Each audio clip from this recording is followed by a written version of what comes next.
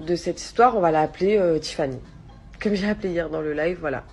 Donc, Tiffany est en soirée avec une amie à elle.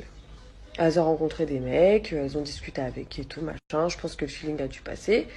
Quand la copine de Tiffany lui a dit, bah, viens, on rentre, demain je commence tôt, etc. Tiffany a dit, non, je vais rester.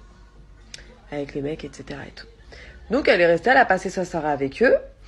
Et le lendemain matin, elle s'est réveillée dans une baignoire remplie de glaçons, toute nue. Donc, bah, elle était choquée. Et elle voit sur son poignet qu'il y a écrit un mot. Donc, il y a écrit, lorsque vous vous réveillez, appelez le 15. Elle regarde autour d'elle, il y avait son téléphone, donc elle prend son téléphone, elle appelle la police.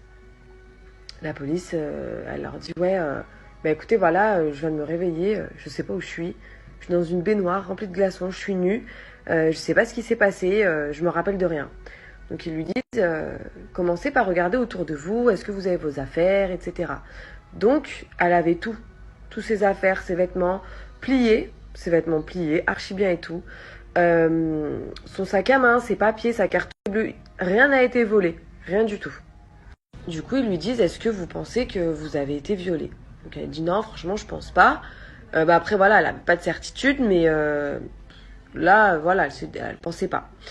Est-ce que vous pouvez vous palper le corps et tout pour vérifier si vous avez rien, etc. Donc, elle dit non, franchement, j'ai rien du tout, bah, pas de bleu, pas de traces bizarres sur le corps. Est-ce que vous pouvez regarder si vous avez des traces d'injection? Donc elle regarde à l'intérieur du bras, là où on fait les piqûres, etc. Elle avait une trace de piqûre. Elle dit oui. De là, elle commence à dire, ah d'accord, est-ce que vous pouvez regarder, est-ce que vous pouvez toucher votre dos, nous dire ce que vous ressentez? Donc elle passe sa main dans son dos, elle touche son bas du dos et elle avait des pansements. Donc elle leur dit, bah j'ai des pansements dans le bas du dos.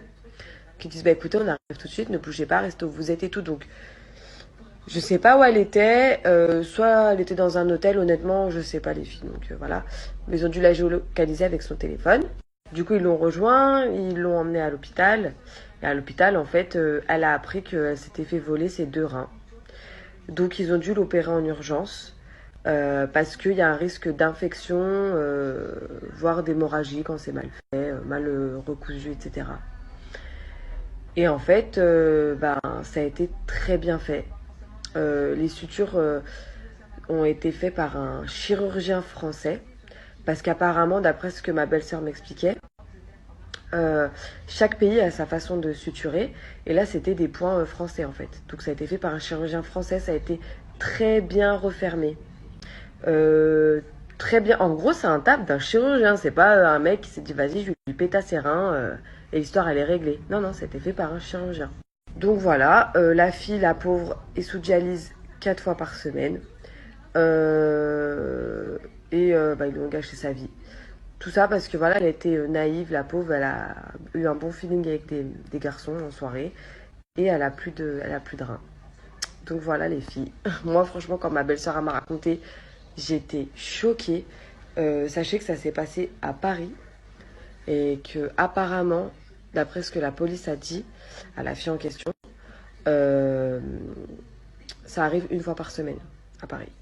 Franchement c'est méga chaud.